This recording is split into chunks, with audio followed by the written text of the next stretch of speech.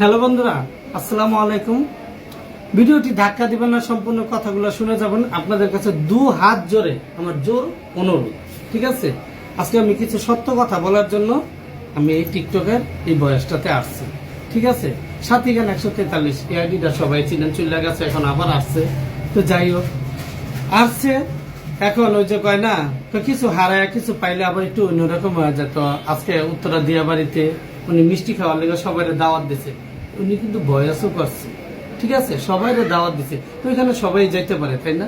তো যাই হোক, আমি আমার একটা বন্ধু নিয়ে গেছি। ওই বন্ধু সাথী খানের নামে একটু টোল করছিল, শুনছি।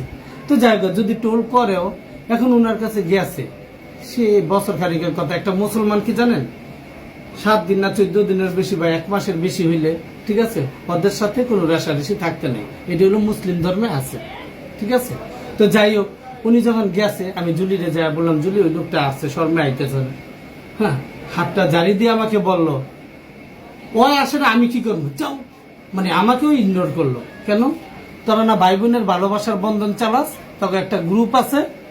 হ্যাঁ, তোরা কিসের ভাই বোনের ভালোবাসার বন্ধন চালাস বাল? আমি তো কোনো ভাই বোনের ভালোবাসা, আমি তো এটা দেখতেছি জুলিয়া সাথী খানের ভালোবাসার বন্ধন। এখানে সাথী খান নিজে আমাকে বলল, আমি সাথীকে জুলিকে ভালোবাসি।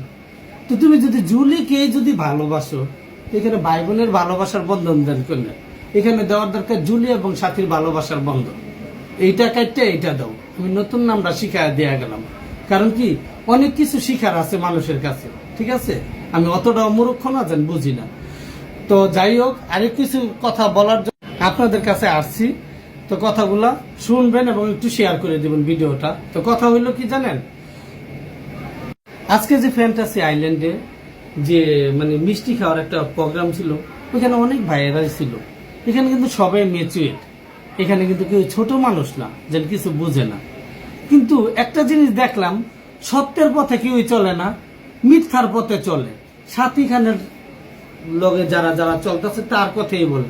আমি কিন্তু কখনো চলার ক্ষেত্রে সাথী খান নিজেও বলতে পারবে, আমি কখনো অন্যায় দেখলে সবসময় অন্যায়ের বিরুদ্ধে আমি কথা বলছি, ঠিক আছে?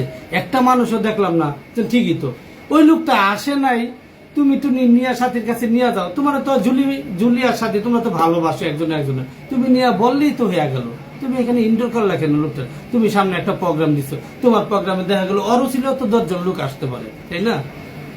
তো যাই হোক, এইসব হিংসা নিয়ে কখনো অনলাইনে চলা যায় না। আমি আবারও বলতাছি, ভাই বোনের ভালোবাসাটা কেটে দিয়ে জুলি এবং সাথী খানের ভালোবাসা দেওয়া ভালো হবে, ঠিক আছে? এখানে ভালোবাসার, ভাই বোনের ভালোবাসার কিছুই নেই, কিছুই নেই। নিজের মুখে আমাকে বলছে আমি জুলিকে ভালোবাসি, তার মানে অনেক ভাই বোন যে সাথী খানটা ভালোবাসে, এগুলা কি মিথ্যা? এগুলা কি ভুল? ঠিক আছে, এখানে একটা ঝামেলা হইলে জুলির সাথে সাথী খান কি করবো, জুলির 2 কথা কয়ে বুঝাই দিয়ে অল্প মিলাই দিব। ওই যদি যে লোকটার সাথে ঝামেলা হয়েছে, ও কি যদি আবার যদি সাথী খান যায় বলে, তো ওই লোকটার মন ভাঙ্গা যায় না? যায় কিনা আপনারা বলেন? অবশ্যই যায়, ঠিক আছে? তো উনি বলে আমি জুলিকে ভালোবাসি, ওই যা বলবো তাই। তো তুমি জুলির লইয়ে থাকো, তুমি অনলাইনে কেন ভাই বোনের ভালোবাসার বন্ধন বলো? আমি তো ভাই বোনের ভালোবাসার বন্ধনে কিছু দেখি না। তো যাই হোক, সাথে আমি একটা কথা বলি, আমার এই বয়সটা পাওয়ার পরে কয় না মোল্লার দৌড় মসজিদ পর্যন্ত, তুমি আর কি করবা?